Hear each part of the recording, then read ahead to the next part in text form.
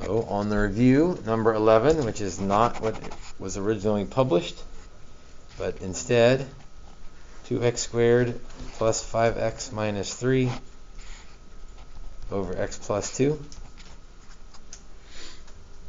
So job 1 on all of these is always to factor. Actually, probably job 1 is to group the pieces. I think that makes it a little easier.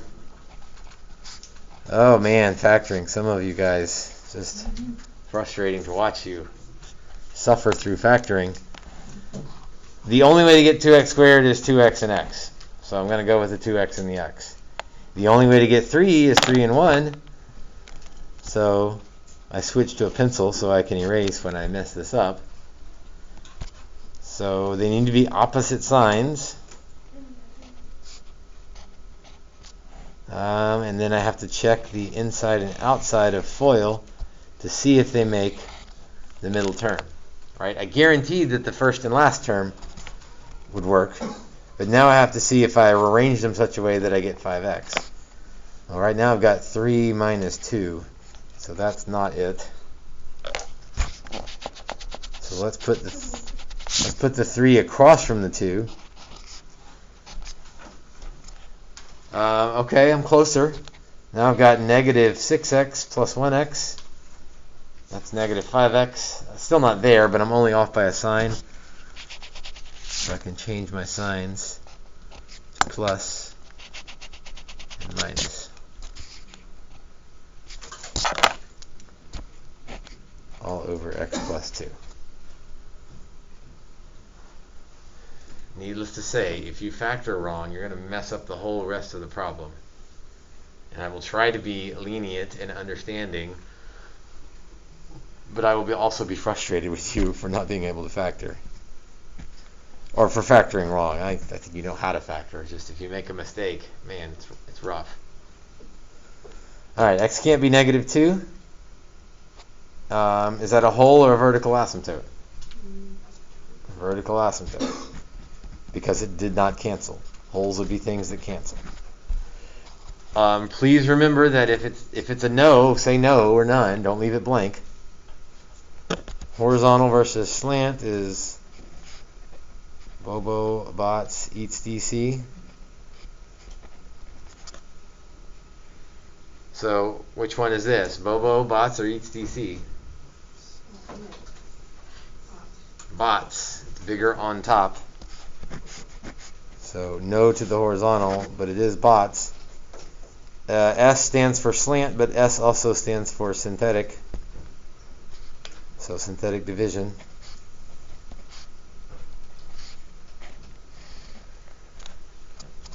2, 5, negative 3 divided by negative 2. So bring down the 2. 2 times negative 2 is negative 4. 5 minus 4 is 1. By the way, we're kind of done, right? Because we throw away the remainder. So if you want to stop there, you haven't lost anything. Because once we figure out what the remainder is, we throw it away anyway. Alright, we started with x squared, so now we're down to x. So my slant asymptote is 2x plus 1. So I'll have to remember how to graph that line. Y-intercepts would be where x is 0. So if I plug in 0 for x, on the unfactored form is pretty easy. I guess on the factored form too. I get negative 3 over 2. And then for my x-intercepts, that would be where y is 0. And the only thing that makes the fraction 0 is if the top is 0. So it doesn't really matter what's in the bottom, for this part of the problem anyway. So negative 3 is one answer. And do a little bit of work, 1/2 is another answer. Right. Working through this one kind of quick because it's the 10th one of these we've done, I feel like. It might be the 10th one we've done. Grading purposes, just kind of peeking ahead. It's 2 points for all of those blanks. That gets you to 14, if my math is right. And that leaves 6 points for the graph.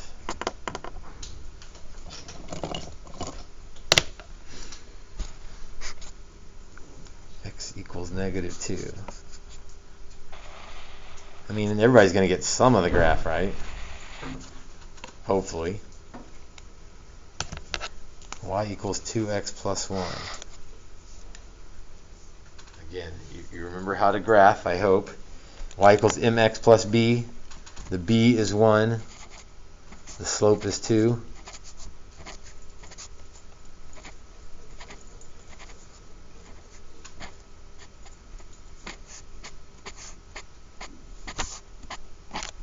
So there's our slant asymptote.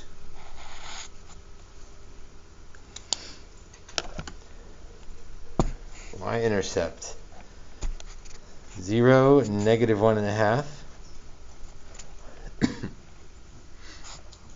X-intercept -3, 0, and 1/2, 0.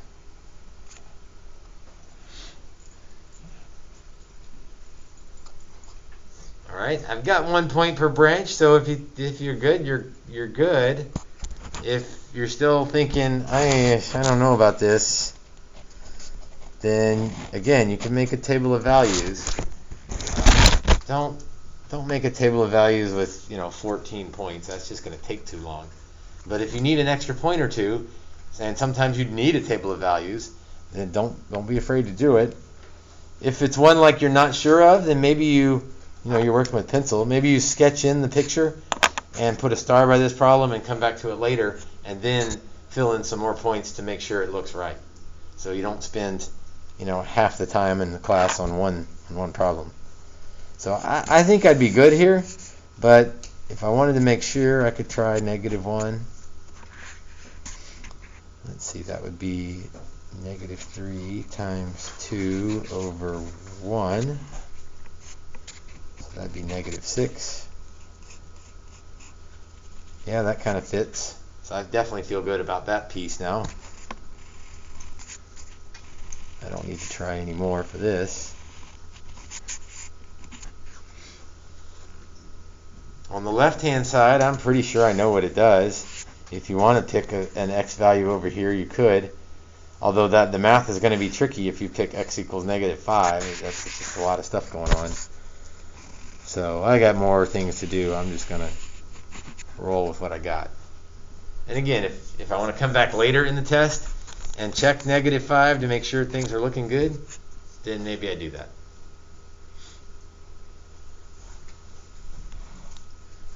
And by the way, the 6 points, it's not a double jeopardy situation. So if you miss the vertical asymptote, that's -2. But then if you put what you wrote on the graph correctly, you're not going to lose any more points. Does that make sense? So if you write x equals 3 and then you graph x equals 3, you'll lose the 2 points here, but you won't lose the 2 points over here, or points over here. Now the trouble is, if you do that, you're probably going to mess up something else on the graph because things won't work because you messed up a vertical asymptote. So it would be very difficult to get all 6 points if you miss something over here. Although if you miss something minor, you could still get all the points on the other side. I'm hoping that the graphing section goes well because we've done a whole bunch of them. You've got lots of practice on them. You know it's worth 60 points on the test, so you know to make sure you know what you're doing on that section.